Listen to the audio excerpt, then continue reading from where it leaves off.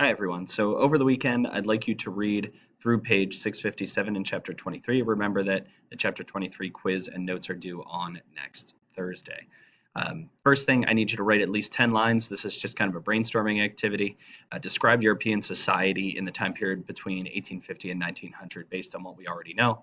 Again, there's no necessarily right answer. I'm just looking for you to try and access some of the information that we've already covered on this topic so far. Here, if you take a look, we have an enhanced map of kind of the continuing industrialization of the continent of Europe. Already, this is going on in Great Britain, starting with the first industrial revolution, but this is going to show the advancement of the continent. And if you look, we have large concentrations. My mouse comes up. We have large concentrations over here in Germany. We know that the Low Countries, Netherlands and Belgium, were already developing along with Great Britain at that time. But we see the further development of Germany. We see the expansion of railways all across Europe. Even over here in Eastern Russia, we start to see additional railways being used. And this is going to make all the difference in the world when it comes to the second industrial revolution. Now these other places are going to be able to advance in much the same way that Great Britain did the first time around. Economics of the second industrial revolution, we really see the rise of Germany, as I mentioned.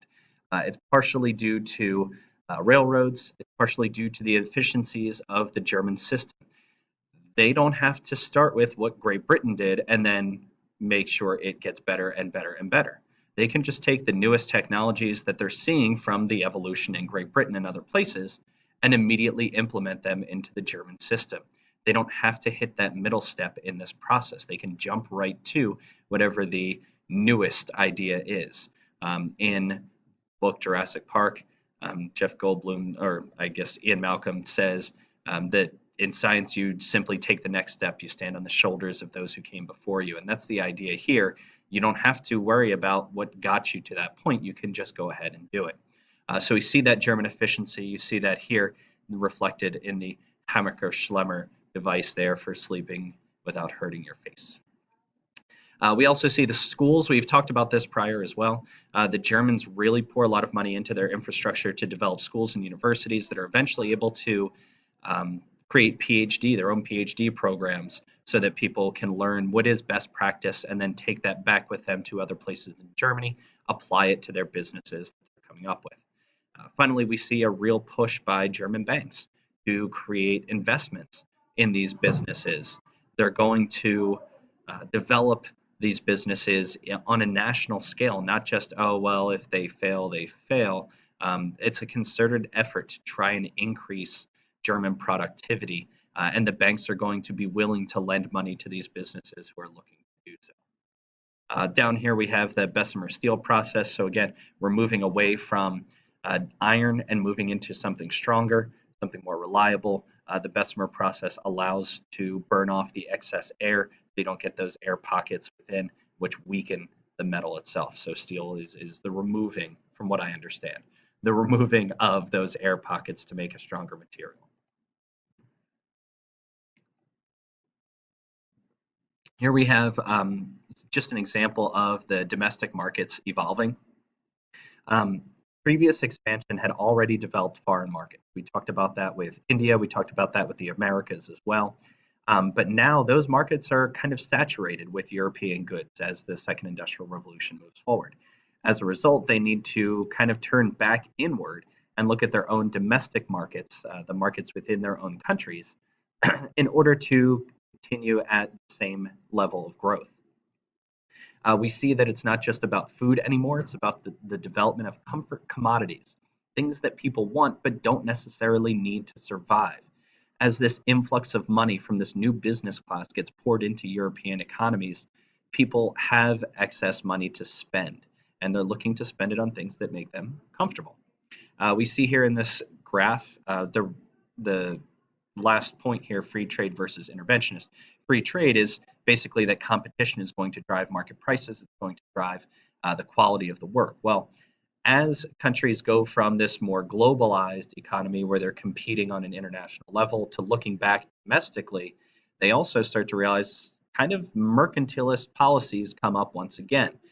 The government is being asked to intervene in order to keep prices up, in order to keep German prices being to be competitive and be purchased by Germany, you tax those items coming from other places. That's a tariff, a tax on goods coming from other nations, and that's going to give you um, what you're looking for in terms of developing markets within their countries for their own products.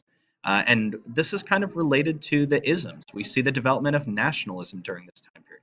So there's a pride in your economy. There's a pride in what you're doing. There's a pride in the products that you're able to create. And so we're still working towards a global economy. It's not truly there yet.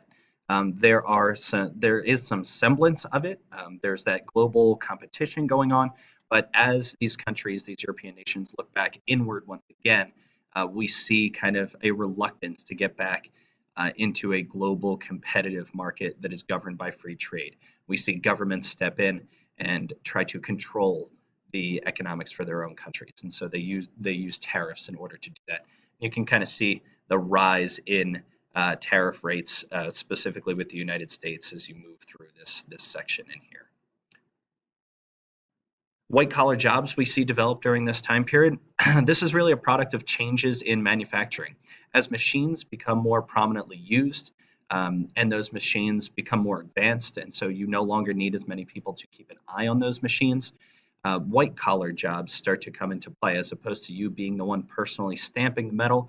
Maybe you are able to oversee an entire warehouse full of machines doing that very same job. And because of this, we see the role of women.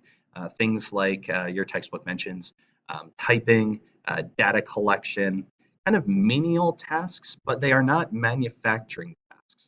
Um, the problem is really, though, that the pay remains much the same, low level pay for these menial tasks and menial jobs. But women begin to take on a much larger role within European economies as, unfortunately, prices rise. Husbands maybe can't be the sole breadwinner anymore, and so women will step up to the plate and begin to take on some of these other tasks. One negative of this is prostitution. In order to supplement income, we see a really large rise in the levels of prostitution in European nations during the Second Industrial Revolution. Um, the cost of living is going to rise, and so to supplement that income, some women will turn to that. We also see in here, this is related to the classes that are there. So for your middle class, you're burgeoning, you're growing still middle class. We see women interested in taking on a role within that workforce. And the lower class is still looked down upon, and so many women turn to prostitution in that lower class in order to still continue to make wages necessary to earn a living. You can see here by this graph the steady climb in women employed in professional service occupations during that time period. Your textbook goes into nursing a little bit too, nursing and teaching pop out. Unions and political parties are going to grow during this time period. Specifically, we concentrate on socialism. The idea of the proletariat, the origins of Marxism and socialism is the worker is above all. Wilhelm Liebknecht of the Social Democratic Party of Germany. I completely destroyed that name. I apologize to Wilhelm's family. And we see the development of this political party, and it really begins to grow. I'll show you on the next slide. You'll see just how influential it becomes. But we see the evolution of Marxism, the evolution of socialism. Edward Bernstein is going to look at it and say, okay, we don't need a revolution. We don't need the proletariat to overthrow or throw off the shackles of this upper business class and the nobility. We don't need that any longer. We can work within the democratic system to make the changes that we require. And he's borne out. That's what we talked about with Otto von Bismarck, being able to apply some of those socialist agenda items in his implementation of realpolitik within Germany. Now, granted, he does destroy and then it comes back the Social Democratic Party, but the idea is we can work within the system. This is not the same everywhere. Germany is probably the leader in terms of socialism, but eventually we see that no matter where it is across Europe, socialism is not strong enough compared to nationalism. People's pride in their nations, pride in their culture, pride in their heritage, their oneness, their sameness is too strong for socialism.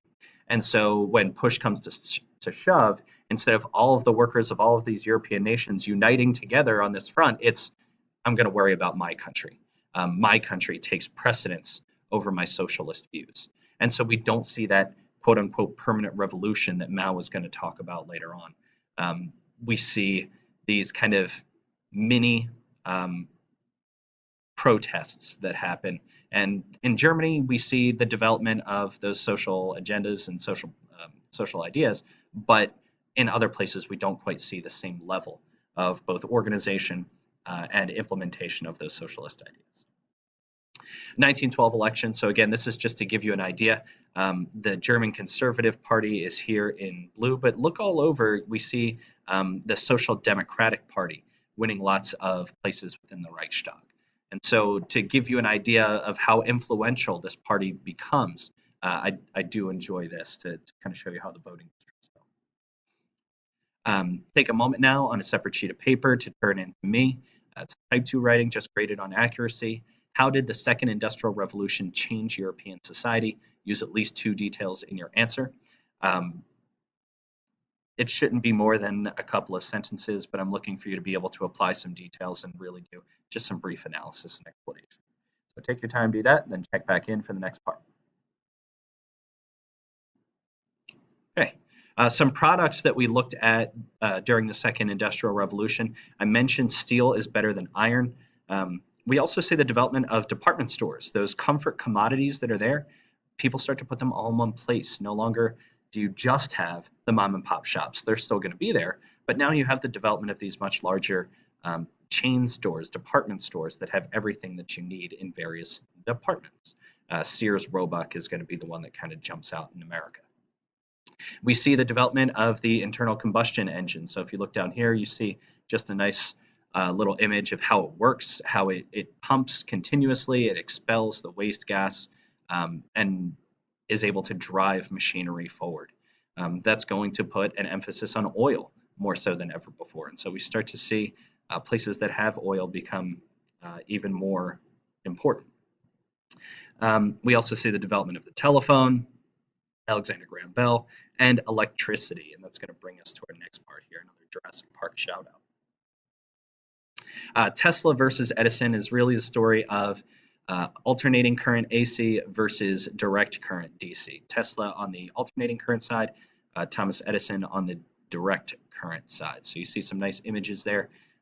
There's a video clip on the next slide that I'd encourage you to watch on the story between them. It's a really interesting tale.